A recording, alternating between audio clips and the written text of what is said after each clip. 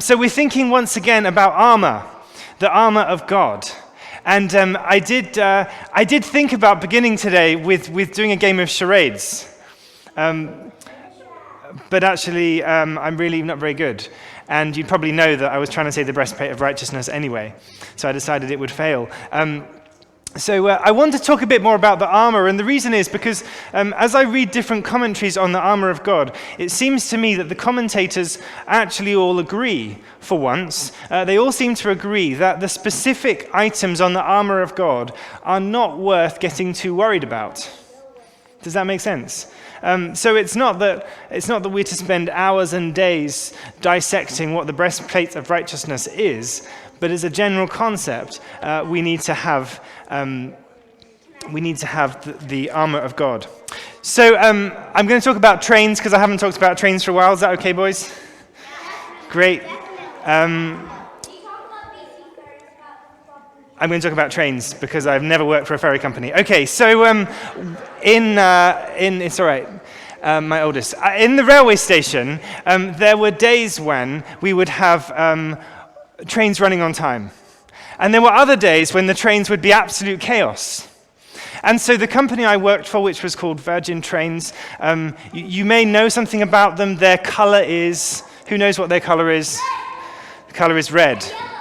And so they decided, look, there's times when I'm going to say, can you answer a question? And other times when you're going to sit and listen. Does that work? Great. It's just my children making a noise. So they decided, wouldn't it be good if we gave red coats to our customer service staff in the station? Wouldn't it be good if we gave them red coats? Because then everyone will see where they are. Well, when the train is late and you're looking to have somebody to shout at, because you're an angry customer who's just missed your meeting, or you're going to a funeral and you're late, it now becomes super easy to find the person who is working there. Still, I have to say, I would still get people coming up saying, do you work here? I would think no one would wear a bright red sports jacket unless they worked here, would they? But I wasn't allowed to say that because that was rude, so I didn't. But I'd wear this red coat. But the funny thing was, that was like my armor. I also had an attack alarm in case somebody attacked me, or I ended up being pushed onto a track so I could pull an alarm. I had a radio so I could be in communication with the control room and hear what was going on. I had a pager, and the pager, do you remember pagers? Anyone have a pager? You over here will never know what a pager is, and that's fine. And I had a pager that would tell me what was going on with disruption and things like that. And then I had a timetable, which said what the trains were supposed to be doing. So I'd go out there with all my armor on, and it meant that I was ready for whatever was going to be thrown at me. Whatever people were going to come at me with, I was kind of prepared. And it was strange, the red coat, because yes, the red coat meant that people knew who I was, but also the red coat kind of gave me a sense of protection. What I mean by that is, when I took the red coat off and went out to the sandwich shop to buy my lunch, nobody knew who I was, because I was wearing my own clothes. I was covered up. I was protected in that way. So in a sense, people's anger at the late-running trains was all directed at my bright red jacket. And that was kind of my armor, my uniform. The wonderful thing about uniform is you can take it off and wear ordinary clothes when you're done. So I would go out onto the station with my armor on. And a few years later, I was working in the offices at that point, and there was major disruption. I think there'd been a bomb scare or something, which we had now and again. It was normally a technology project of a child that had been left on a train, and there were wires coming out. People would get scared, and then it would take 4 hours to discover it was actually someone's project from school. But there was one day, and I was in the offices, so I went to the station, and they said, "Oh, good to see you, David." I said, "What do I need to do?" So they threw me one of these things, a high-visibility jacket. And I said, "Do you have a radio?" "No." "Do you have a timetable?" "No." "What's going on then?" "We don't know." "What shall I say to the customers?" "Just make something up. Go out there and do your thing." So I went out into the station with my bright yellow jacket on at that point, and a shirt and tie or something. And there I was. This was all the protection I had. But it was amazing how it worked, because people could clearly see I wasn't normally at the station. I wasn't in the red coat. I was in a yellow one. I was clearly coming to help out, and I could say, look, I'm sorry, I'm not normally here. Where are you trying to get to? How can I help you? And that's what I would do. And so this was kind of like the armor I wore on my front line at the station. And as we think about the armor of God, we think about our front lines, those places where God puts us in our day-to-day. We think about our neighborhoods and our communities. We think about our workplaces where it might be really hard to go and be a Christian. We think about our families or our friends with whom it might be hard to even mention the name of Jesus. We think about our schools or our summer camps we're doing, and where we need to go ready and protected. And so that's the point of the armor of God. It's so that we can go out and do what? Do you remember from last week? Does anyone remember from last week? Yes. Stand. Can you show me what stand looks like? Great. Does anyone else remember what action we did for stand last week? Show me. Fantastic. Melody, come on, demonstrate. Thank you, Melody. There we go. Should we all do it together? So the armor of God is to help us stand, isn't it? To stand firm, to withstand. We're going out to stand. We're on the defensive. Did you notice these two wonderful volunteers that were over here? And they were wearing their, which I'll get to in a minute, their breastplates of righteousness. And as things were being thrown at them, what were they doing? Standing. They were standing. So they weren't fighting back. That comes later. There's only one offensive weapon in the armor of God, which is the sword of the Spirit, which is the word of God. That comes at the end. But they were just standing.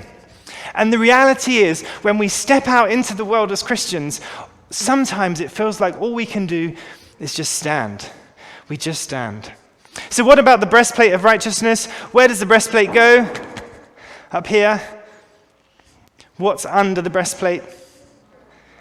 Our heart. Anything else? Sorry? Our shirt. Yeah. Our shirt. Fantastic. Anything else? Our lungs. Our heart and our lungs and our shirt. No, it's not that. It's not there. So our heart's under there. The breastplate of righteousness, if you remember one thing from today, is about protecting your heart. Protect your heart. When you go out into the world, the devil, if you use the word devil, the source of evil, the dark forces of the world, as the reading said, it is trying to get into our heart, and we need to protect our hearts. Do you sometimes ever have a Christian say to you, "How's your heart?" Has anyone had that? No one's ever been asked that. Wow. Well, sometimes I've heard, "How's your heart?"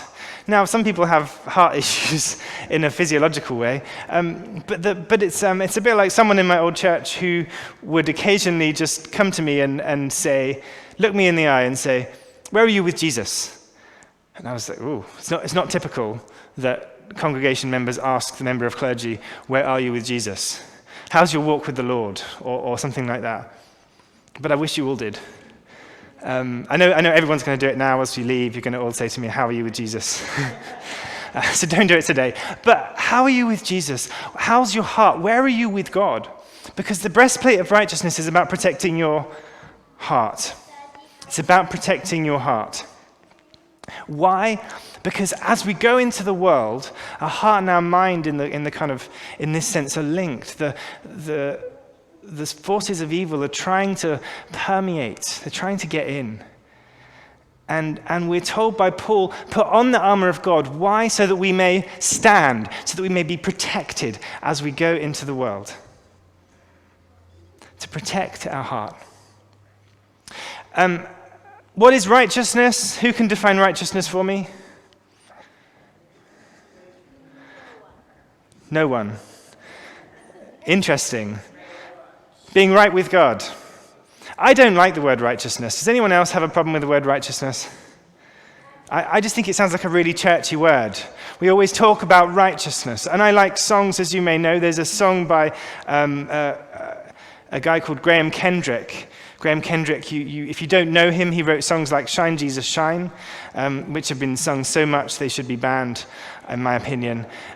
So it only tends to be sung when I have a week off and someone sneaks it in. We did have Shine, Jesus, Shine at our wedding. But anyway, so Graham Kendrick wrote a song, and he has the word righteousness in, and the problem with the word righteousness is it's really hard to rhyme anything with it. So he rhymes, you're my all, you're the best, with something else, my righteousness.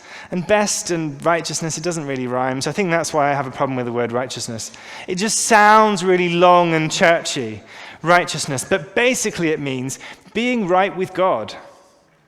How do we get right with God? Easy question.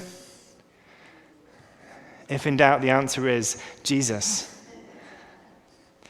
Jesus. So the righteousness is not about what we can earn or do ourselves. The breastplate of righteousness is about saying, who is the one who is right with God? Jesus. Why? Because he died on the cross. Because he could stand before the Father, having done all the right things. He was justified. Jesus was the righteous one. And so when we put on the breastplate of righteousness, it's about us saying, it's not our own righteousness, it's not our own good works, it's nothing we can do. It's about Jesus. And we go out into the world knowing that the armor we have is the same armor that Jesus gives us because he died. You can't see it all, but it's hiding. He died on the cross for us. We sing in the song Cornerstone, and this, of course, it's going to escape my mind now. But in his righteousness alone, faultless to stand before the throne. But in his righteousness alone, faultless I stand before the throne. We can't come to the throne of God on our own works, because we will fail. I will fail. But we come because of the righteousness of Jesus, because he was right with God. He was justified. And in the whole of the Old Testament, righteousness is a theme. Being right with God, being justified, that is the theme that continues throughout it. In the New Testament, we see righteousness there too. And Paul is talking about not our own, because we're going to fail. We're going to fail. And so we put on the righteousness of God. How do we do that? I recommend if you have a shower in the morning, you pray for God to give you the armor. Today, Lord, would you give me the armor? Would you help me to put it on? Not literally. I'm not expecting everyone to walk around in these silly yellow coats. But I tell you what, if you walk around in a yellow coat, people assume you're really in charge of something.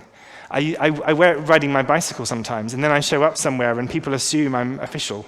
No, I just don't want to get killed on my bike. I'll take it off. But it's not a physical armor that we wear. The armor of God is a spiritual armor. It helps us to stand.